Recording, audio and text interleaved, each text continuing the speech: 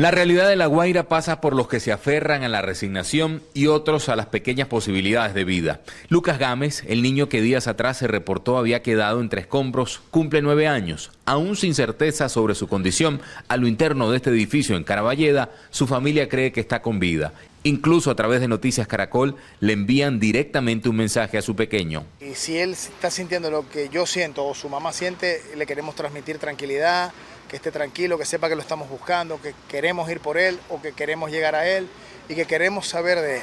En otro lado de la entidad, en el puerto de La Guaira, donde se estableció una morgue improvisada, los familiares apelan a la necesidad de dar el último adiós, como María Mejía, que luego de 12 días de trabajo con las uñas, como dice, logró sacar de los escombros a su hermano muerto. Lo logré sacar, pero no con vida, descompuesto totalmente, y para mí no ha sido fácil batallar con todo esto que me ha pasado. El número de fallecidos sigue en aumento, al igual que la lista de desaparecidos, que por los momentos no entra en las estadísticas oficiales. La poca presencia de rescatistas internacionales da cuenta de lo que ha arrancado en esta etapa, que apunta a la priorización de la recuperación de terreno y limpieza de escombros, mientras ya avanzan las estimaciones en lo que ha significado en lo económico esta tragedia. La victoria de 1-0 de Francia sobre nuestra albirroja dejó con la sangre en el ojo al pueblo paraguayo, pero la senadora liberal Celeste Amarilla fue quien tiró dardos muy agresivos en su posteo en X contra Kylian Mbappé.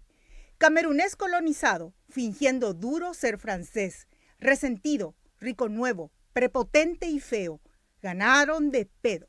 Lo único que muchos reclamamos a la albirroja es no haberle dado una bofetada de mano abierta después que terminó el partido.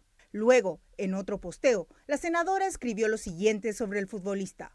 Bruto, no aprendió ni a escribir. En vez de leche materna, chupaba cocos. Y lo más instruido que escucho eran chimpancés.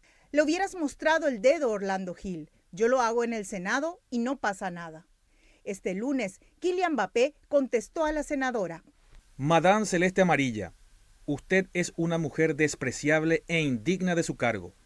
Usted no representa al Paraguay, ese país que ha exudado pasión y honor a lo largo de toda la competición.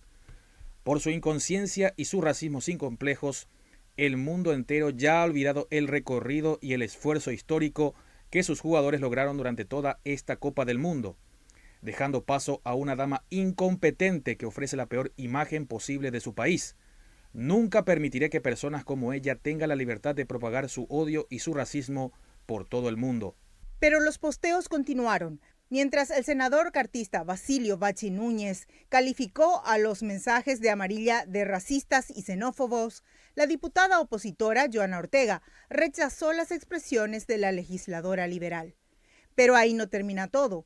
La Federación Francesa de Fútbol emitió un comunicado y expresó su apoyo a Mbappé y a su selección.